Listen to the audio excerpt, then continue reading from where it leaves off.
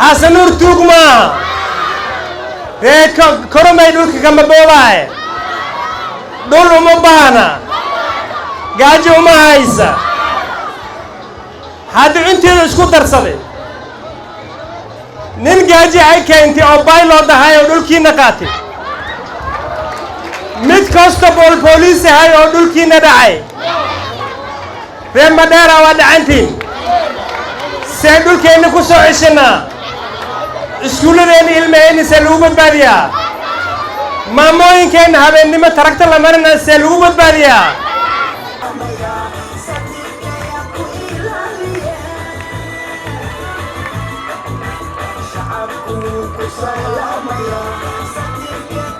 duufaanta iyo dhulgariirka siyaasadda Mandera oo maalmaha la isku diyaarinayay soo dhaweyntooda ayaa maanta cagaha soo dhigay magaalada Mandera waxaana soo dhaweyntooda ka qayb qaatay kumanaan qof kuwaas oo ka muuqatay dareen hore looga arkin magaalka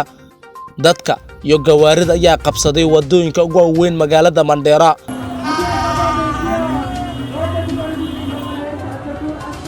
mudane Moses ayaa hoosta ka xariiqay in dawladdiisa noqon doonto mid ka hortagto dulmiga iyo musuqa dawladdan isbedel weyn ay soo wadaa ilaahay hadduu yiraahdo dawladdayna waxay u talin doonaan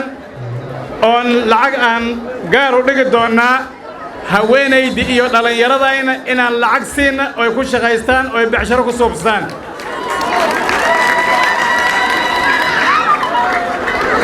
lacag 500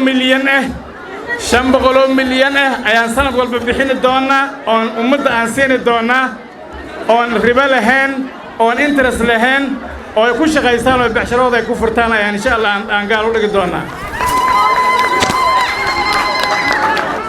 dawladdan hadday soo gasha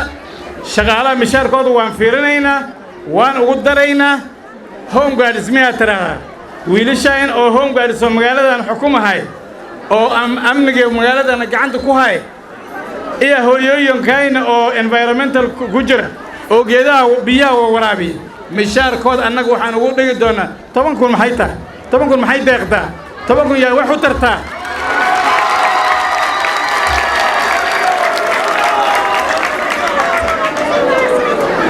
saddex iyo 10,000 mishaar ayaan ugu dhigi doonaa dulayraada diyaar ha ahaadaana shaqadoodana ha wataana qof la taabanay oo shaqaysana ma jira doona dulayraada taana ku soo dhawaada qaras oo soo noqday xildhibaanka bariga Mandera ayaa hadda dib u soo laabtay wuxuuna rajo weyn gelinayaa taageerayaasha kooxda Moses hadafkan waa maxay amni inaan Mandera ka helno ayaa hadafkeena ah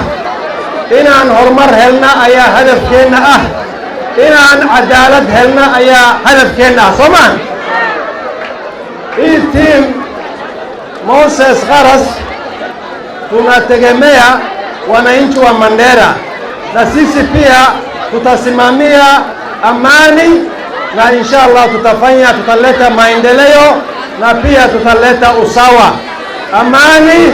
maendeleo na nini na usawa team Moses iyo Qaras ayaa maanta microphone-kooda gacanta u galeen beesha Dugudi iyo Konatre su'aasha isweydiinta mudan waxay tahay ma ka maarmaan mise hooshooda dabka ay saaran tahay Maxamed Ibrahim Mandera